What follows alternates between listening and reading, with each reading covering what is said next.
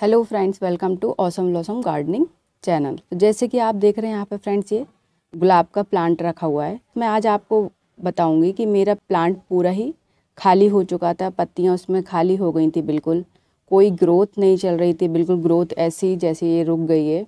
ये देखिए, इस वाले प्लांट पर बिल्कुल भी ग्रोथ नहीं हो रही थी, सेम एज इट इज़ ऐसे ही इस प्लांट पर हो गया था। इसकी पत्तियाँ ख़राब हो रही थी और प्लांट की ग्रोथ रुक गई थी और ये पूरा झड़ गया था।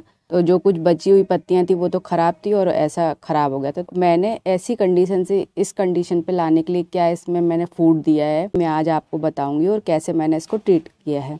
तो सबसे पहले तो मैंने इसकी जो स्टेम थी वो सब मैंने कट कर दी थी। देखिए, आप फंजीसाइड भी लगा होगा, तो मैंने 1 महीने पहले इसकी ये कटिंग कर दी थी और इस पर भी करी है कटिंग। देखिए, यहाँ पर सब पे कटिंग करी है। अब एक चीज़ और रहता है इसमें, डाई बैक की एक समस्या रहती है। तो डाई बैक के लिए आप यहाँ से उसको कट करके फंजीसाइड लगा दीजिए। तो पहले तो इसका ये डाई बैक का सिस्टम ख़त्म कर देंगे फ्रेंड्स। ये देखिए, जहाँ से आपको काला दिख रहा है वहाँ पर फंजीसाइड लगा देंगे। और भी मैंने स्टेम पे पहले से लगा के रखी है।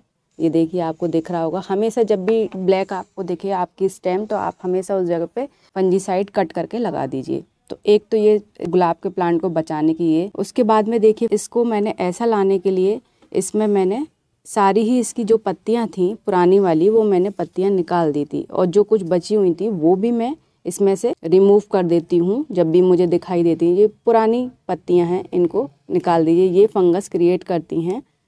तो ये देखिए, सब मैं निकाल देती हूँ।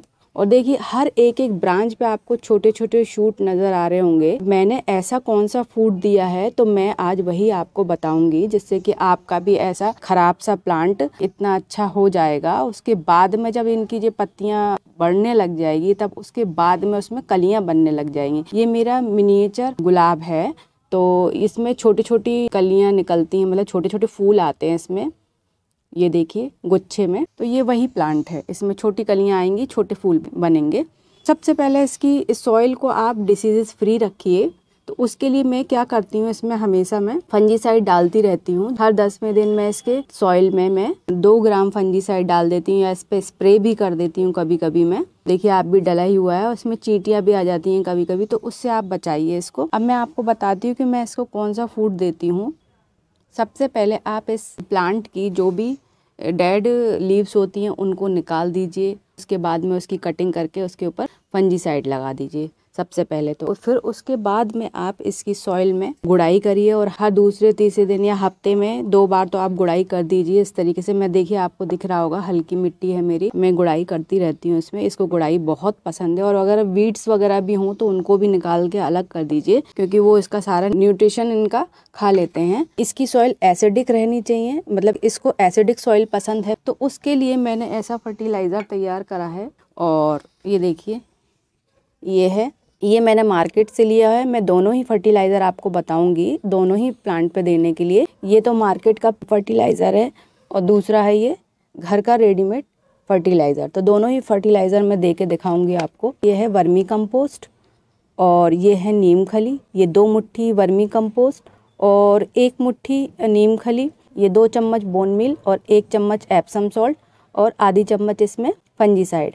मैं हमेशा ही बताती हूँ कि बोन मील क्या करता है, इनकी रूट को डेवलप करता है, प्लांट को स्ट्रेंथ देता है। जैसे हमारे शरीर की इम्यूनिटी सिस्टम वीक होगा तो उस पर रोग ज़्यादा लगेंगे, उसकी बॉडी को रोगों से लड़ने की क्षमता कम हो जाती है। तो उसी तरीके से बोन मील भी प्लांट को रोगों से लड़ने में मदद करता है। उसकी रूट जब तक डेवलप नहीं होगी तब तक प्लांट कैसे सरवाइव करेगा, कैसे स्ट्रेंथ पकड़ेगा। तो इसीलिए मैं हमेशा बोन मील पे ज़्यादा फोकस करती हूँ, क्योंकि बोन मील इनके रूट्स को मजबूत बनाता है। और देखिए, आप बिल्कुल झड़ा हुआ प्लांट था ये, तो उसमें देखिए आप बोन मील और वर्मी कंपोस्ट और यही मैंने खाद दी है इसमें।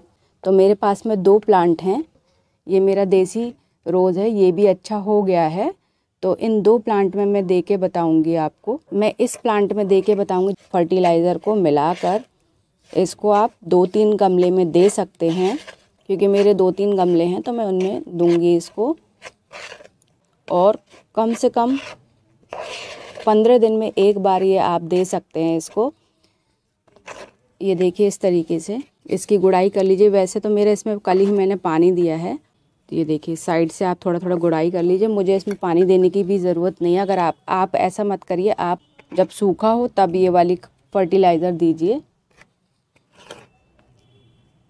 उसके बाद में आप मिट्टी से इसको दबाकर थोड़ा सा इसमें पानी दे दीजिए। आप इसमें देखिए गेंदे के भी निकल रहे हैं, कहीं से इसके बीज डल गए होंगे मेरे से, तो इसमें गेंदे के भी निकल आए हैं। और ये तो बिल्कुल खाली वाला प्लांट है। अब इसके बाद में ये देखिए जिस पर की पत्तियां ग्रो कर चुकी हैं, तो उसके लिए मैंने होममेड फर्टिलाइज़र तैयार करा है। तो वो देखिए हर घर में मिल जाएगा आपको। ये है गोबर की खाद, और इसके बाद में ये चाय की पत्ती सूखी हुई, और ये हल्दी पाउडर।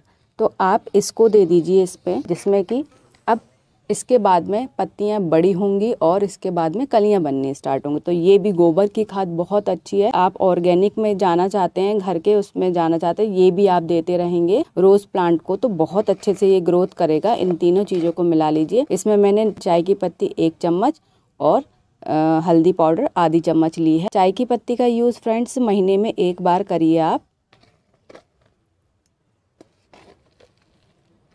बस आप ऐसे ही इसको सॉइल में दबा दीजिए। गोबर की खाद भी डिकम्पोज्ड होनी चाहिए। ये मेरी बिल्कुल सूखी हुई गोबर की खाद है।